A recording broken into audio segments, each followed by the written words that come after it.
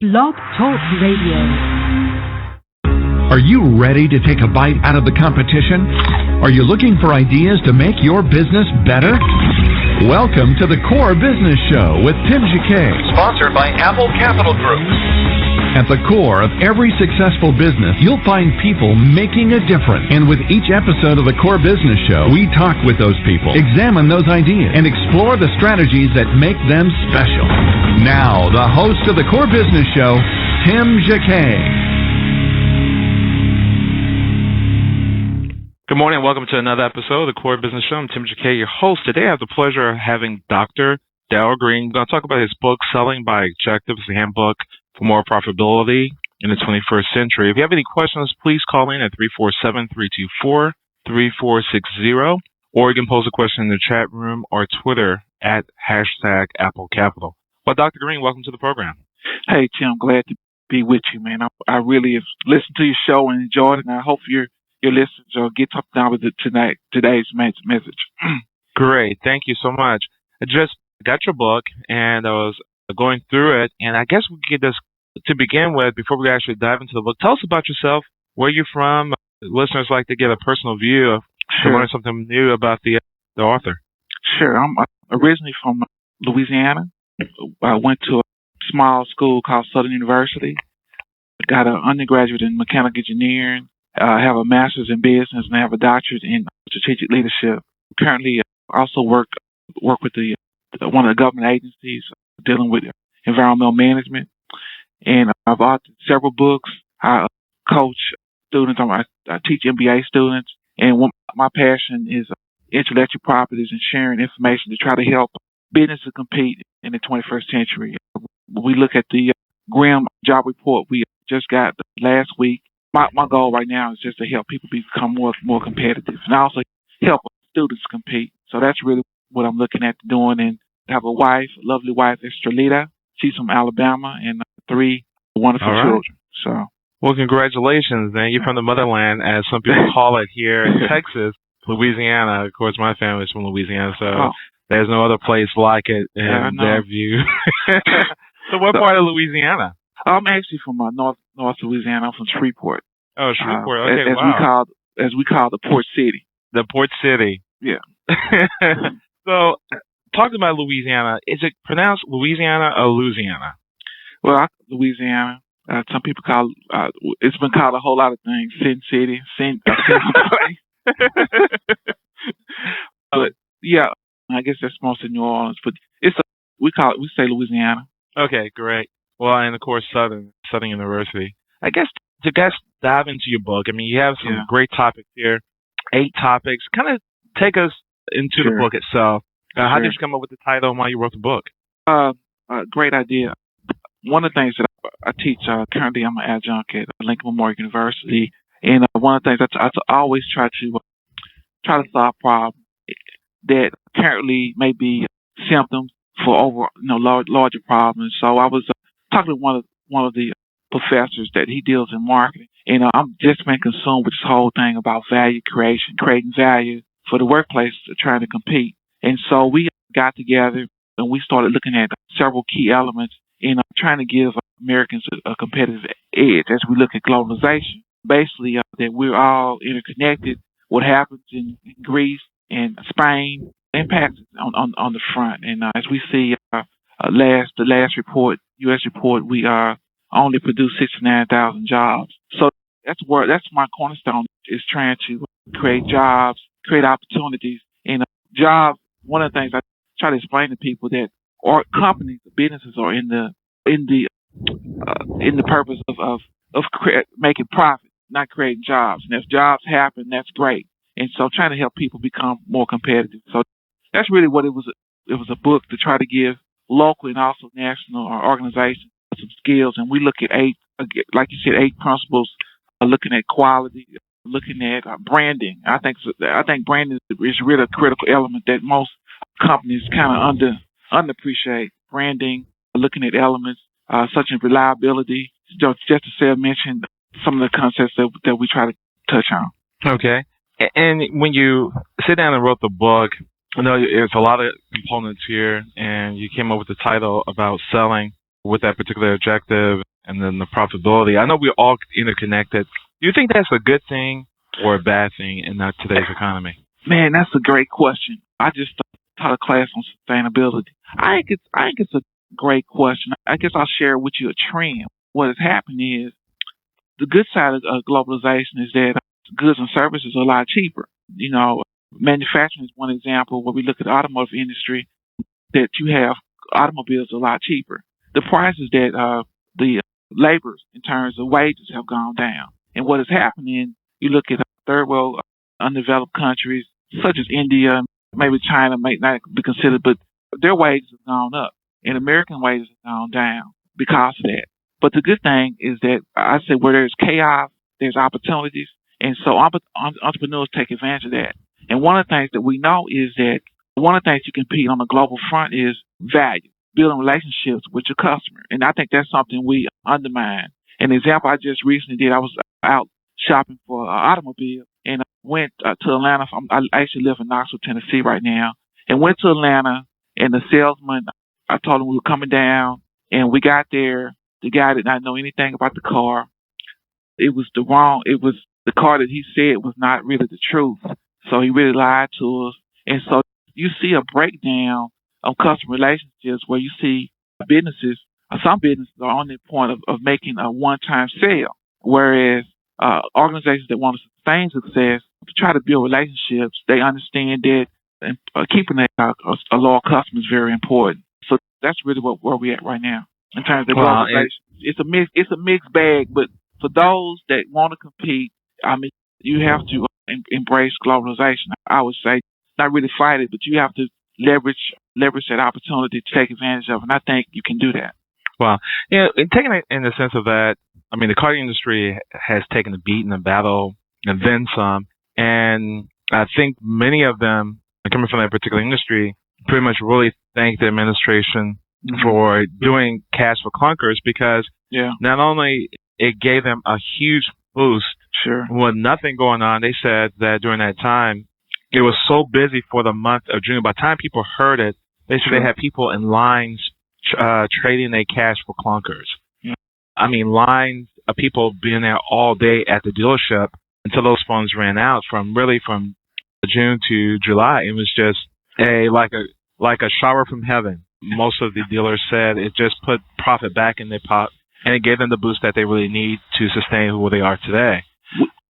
I would say which was good in the short run, but I just think the whole concept of even how we think about goods and services probably need to be thought of.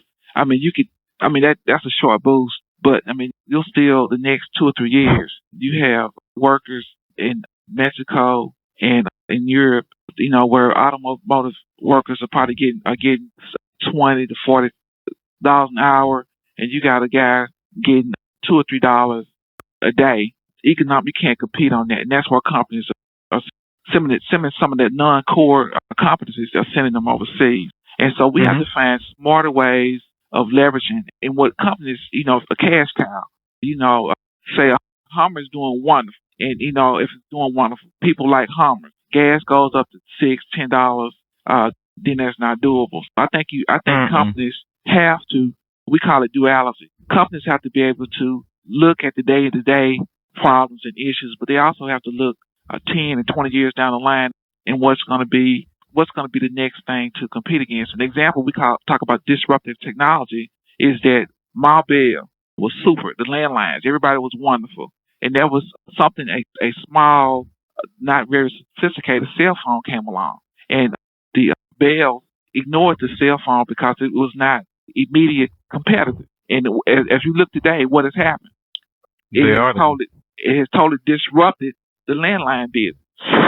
So that's one of the things that I just caution people thinking so short term about certain industries. And there's tons of examples of that, just like the Mobile situation. Do you think a contributor to that is mainly arrogance from large Fortune 500 companies who are just not looking at reality, and they saying, "Hey, I'm looking for today because my paycheck depends on this balance sheet as of today. I don't care about the future. I'm going to take care of making sure I have my job for the rest of this particular year, and then I'll let next year take care of itself." Is more of a here and now because I have shareholders I'm answering to. Yeah. I can't see 5 years. I can't see I'm even going to be here for 5 years. You think that's the mentality? Is not the because you can change a big ship with one stroke of a pen. Yeah. You tell these 100,000 people, this is what I want you to do now. Do you think the shareholders is the ones that they really fear for and trying to protect their own jobs? Oh, I think it's a combination thing. I think change. I think if something's doing well, the Lakers are still winning, Kobe's still playing now, then there's not a need for change. And so some of that is just the necessity of why change when something's working well. But if you look at history of business, you look at Sears, you look at Kmart, you look at some of the automotive industries, you look at IBM when it first got started, when Dell came along, is that companies again have to have that visionary person like a Steve Jobs at Apple that's looking ahead and always changing, changing what they're doing, challenging themselves. Another thing is having good people around you, building that up.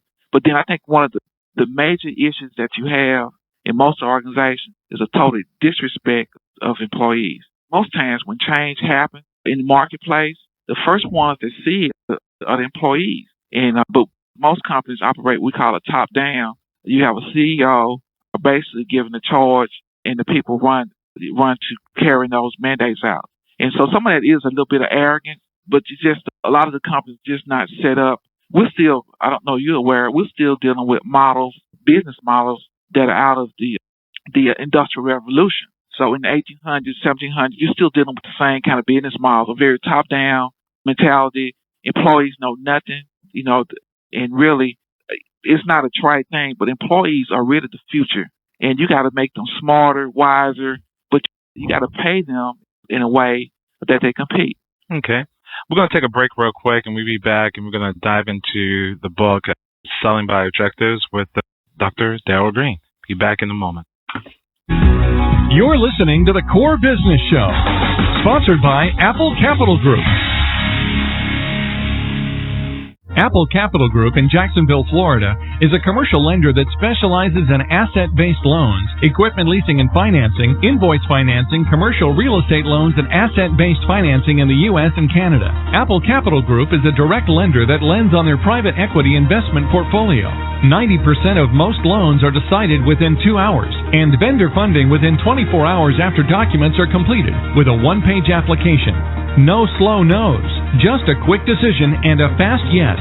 To get more information about lending from Apple Capital Group, call 866-611-7457. That's 866-611-7457 to speak with one of our loan specialists.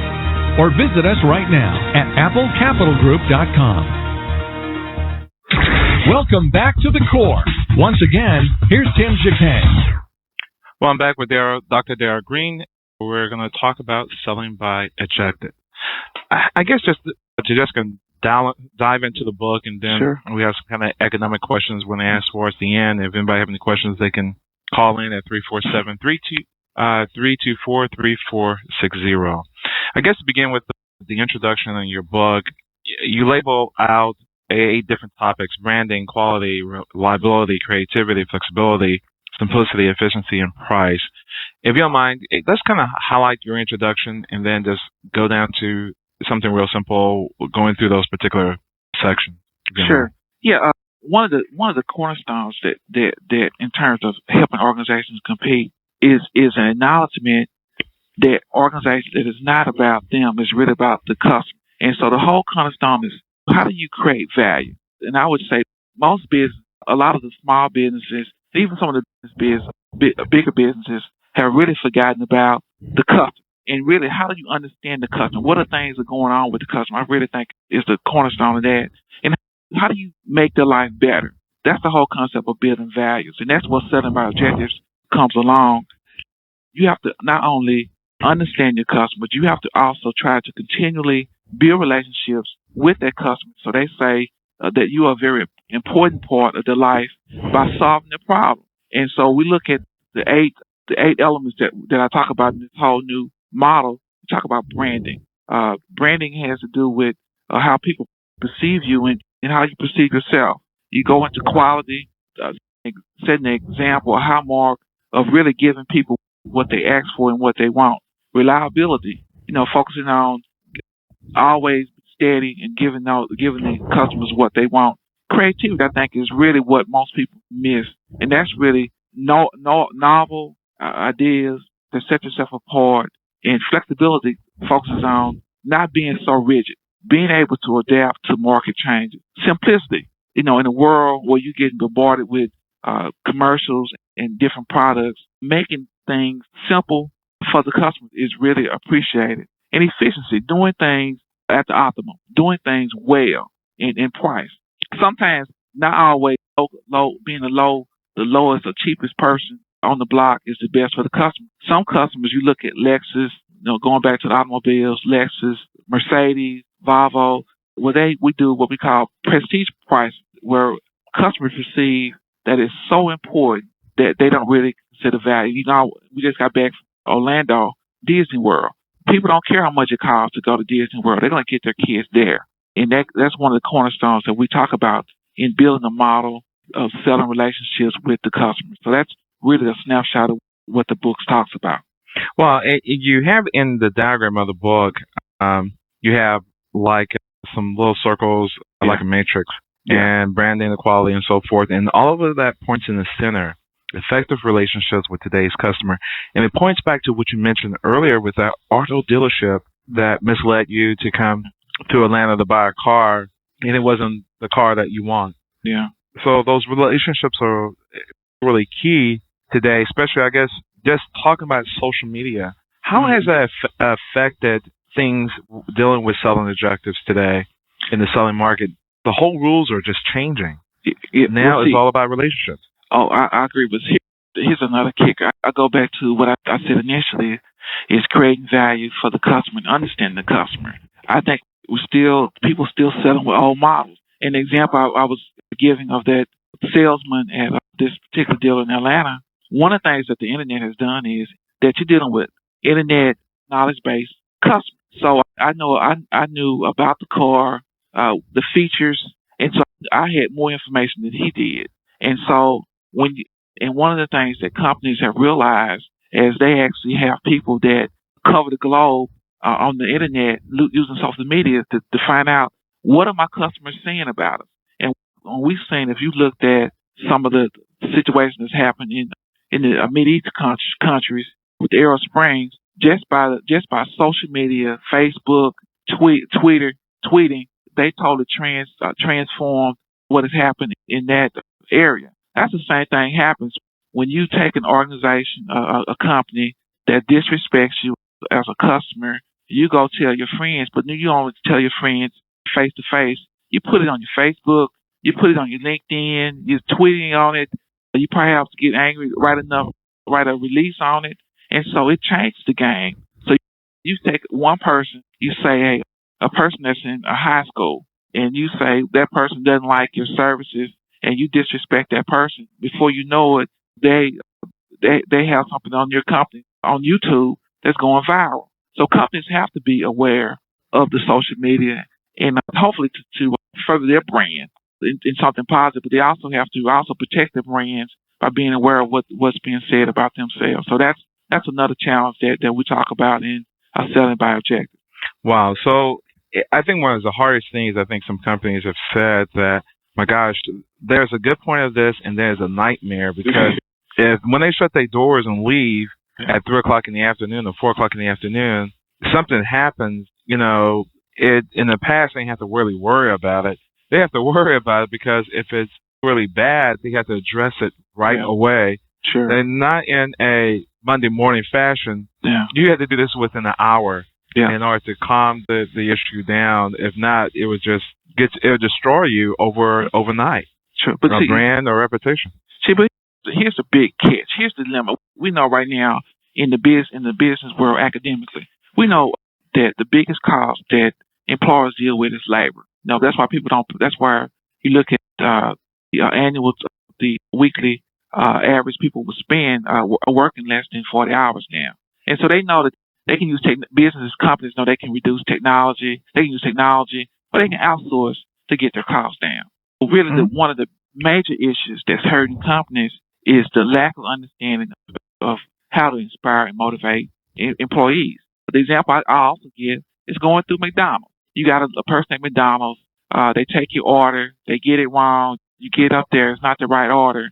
Some of these people not only give you the wrong order, but they also give you a new order. So think about if you're at McDonald's and they're doing it millions of times across the country because this worker, you're paying a minimum wage. You really don't respect them. Your supervisors don't respect that employee. So what they do is what I say was done in the industrial age when they first had the first workers. They started tearing, pardon my ebonics or whatever, but they started tearing up stuff.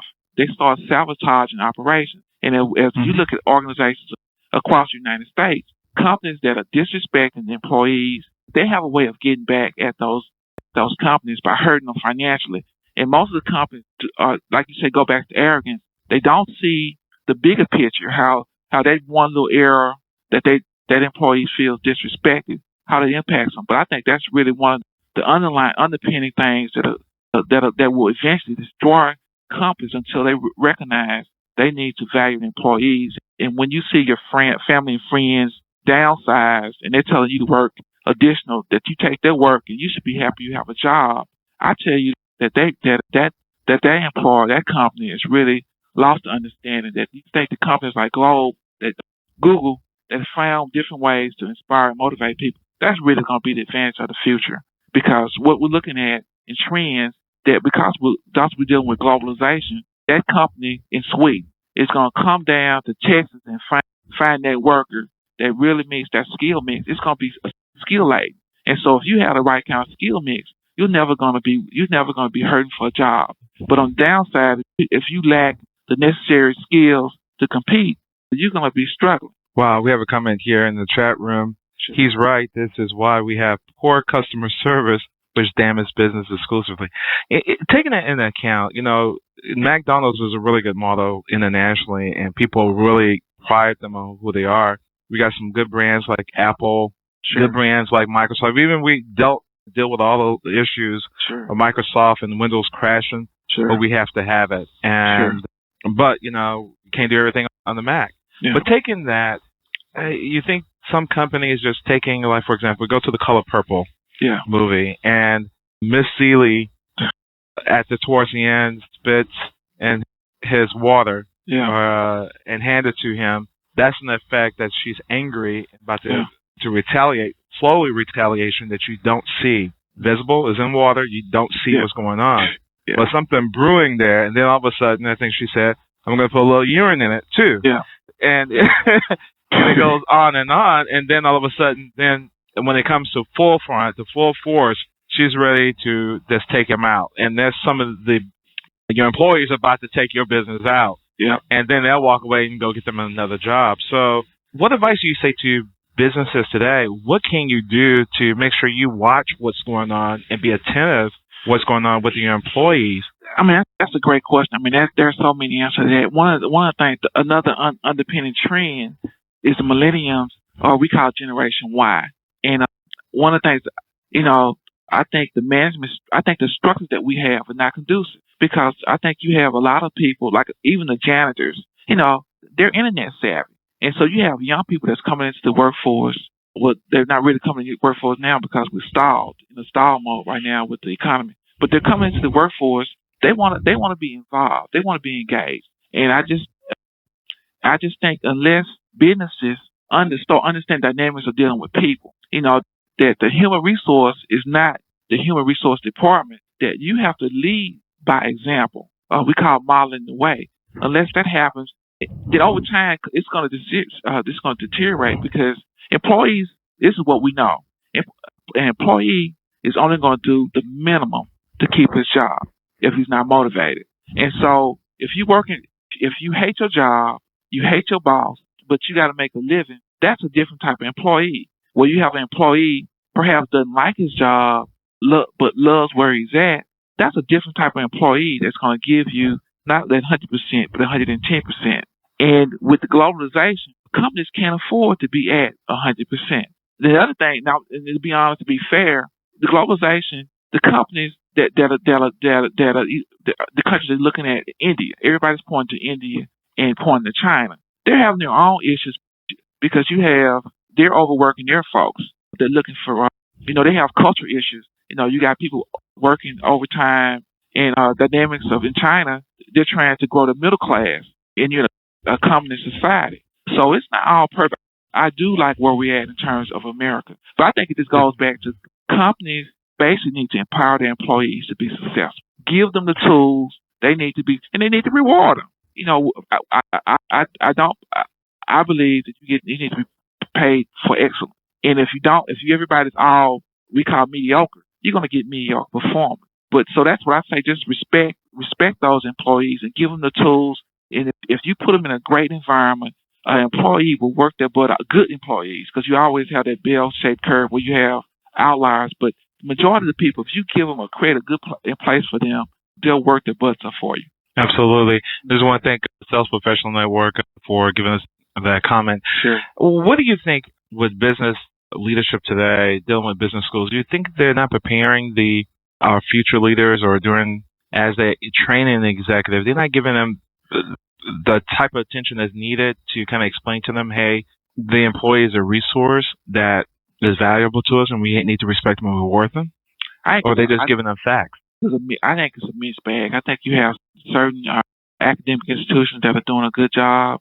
I think others that aren't. And by the way, they'll weed themselves out too because it's very competitive. So I think we haven't been taught overall how to value and I think managers have ignored the message. They've ignored the message because those that deal with employees on a very military top-down fashion have what we call cloned themselves and promoted people who think like themselves. And so it goes all the way back to, I say, diversity, but diversity not only in terms of ethnic, but in terms of diversity of ideas. That, bringing in, individuals coming from Harvard, but individuals coming from Hampton, individuals coming from the University of Mexico or Florida International University. They think well. And the example that I would give you very quickly, that when I was teaching some MBA students, I gave them a very tough challenge, and I separated the class into like 6 different groups, and I mixed them based on their Myers-Briggs or their personality type. But also I put a group together that was foreign-born. I put those together, and it was a very difficult task that had to be fulfilled within an hour. And what amazed me, even if you had people that had a like mind, I had the same personality type, the group that did the best was the group that was from like India, from a European country. Put them together, and I asked them, I said, how were you able to be so successful? And I had a person that monitored them, and this individual observer said, what happened is initially they had a lot of communication problems, but they finally got together, and because they had so many different perspectives, they were able to get to the solution, answer the problem. And so I to say that's what you need, the best, the brightest, regardless of where they come from, and put that together.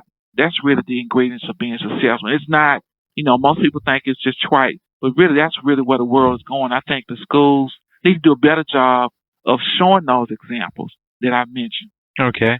We're going to take about 10-second break, and we'll be back in 10 seconds on the Core Business Show. And before I forget, Daryl, we're probably going to ask you to read something out of the book, so okay, you can start thinking about that and think about last comments. Okay. You're listening to the Core Business Show, sponsored by Apple Capital Group.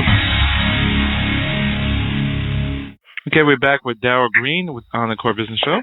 We're talking about Selling By Objectives. We have another comment here from the Sales Professional Network. I think we need to encourage our sales leaders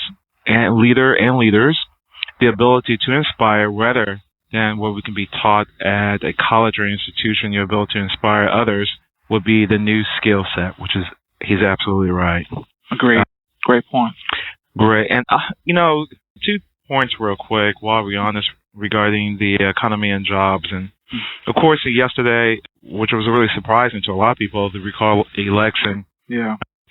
It really kind of put a new spin on the labor market because the labor was, they really was upset regarding the collective bargaining, and there's something They try to get him recalled, and I understand the fairness. If you're going to elect someone, just let them do their job and go from there. But they say they really can afford it.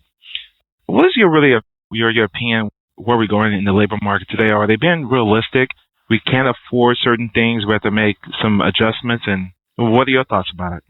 Oh, I think definitely. I just think the business model definitely have to make adjustments. I think union management need to come together and think about competing. What I will say that I'm positive about unions. I think they've done a lot of good in terms of some of the safety and the child labor laws. Back in the Industrial Revolution time frame, there was a lot of damage. So it has to be a balance. I mean, companies are in the business of making money and profitability. And so what I'm actually encouraging, and what I see the business model of the future is that you'll have within an organization, say an Apple or even a General Motors, you have a pocket of entrepreneurs that we call that are leading the way, that's keeping the edge, and that's what you need. So they're giving those individuals whatever resources they need and whatever funding they need to be successful. So you're gonna see pockets of that. And I encourage each person, you're your own entrepreneur, even if you work for a company. You have to think that, what am I going to happen if I lose my job? And that's what I try to encourage my MBA students, that you have to think, you have to add value. And when you solve problems, people start listening. I encourage everybody else to establish that kind of business model in their own personal life. Okay. What do you think? We're at gridlock in Congress today. Yeah. And they can't really blame President Obama for that. It's just, I think this new element of the Tea Party, good or bad, has come in and really changed the game, because it was a social movement. Sure. And once they came in, Congress couldn't do anything. It caught everybody off guard because they won't compromise on anything. And then you already had some Republicans won't compromise anyway, but at least they will go with the party. Right now, we have a third party that you can't get anything done. And there's even voters, oh my gosh, they're not going to get anything done this year. They're going to wait till the last minute to get something done. And, we coming up with the interest rates. I'm sure that's going to pass. Sure. They don't want to deal with the political, but they're going to do just enough to get through the election. And then they're going to say, okay, where do we go from here? Do we keep what we have now, or are we going to a new direction? And both are really scary unknowns for the business community. Sure. And for our government. Sure. And what's your opinion on that? Where do you think we're going to be after this blows over, one way or the other, at the beginning of next year? Hey, Tim, I just want to tell you have an outstanding show, and I think you asked the hard questions.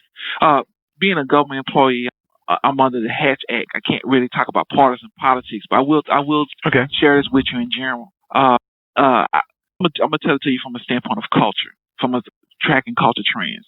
That I think overall, I think it's gonna be very tough over the next several years to get things done. But because I think let's go back to social media. So now I don't have to go to CBS to get the news. I can go to Fox, or I can go to NBC, or I can go to CNN. So people who think of alike minds can stick together. And so my position is always right.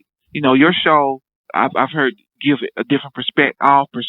And so what's happening, Congress, the President of the United States, the Supreme Court, is a reflection of the population.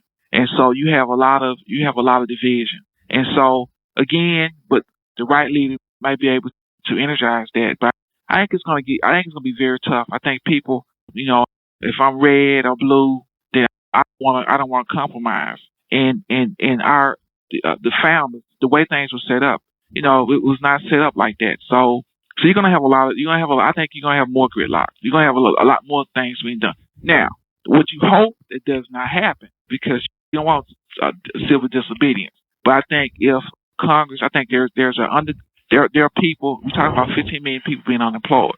If you don't have any food on your table, if there's some things that seems to be unjust, I do think that people will rise. That people will have the capacity to rise and challenge the system. And that has happened through history. Mm-hmm. I think the gridlock, I don't really envision anything changing in the next 5, I don't think even the next presidential cycle say 2016, I don't see that changing.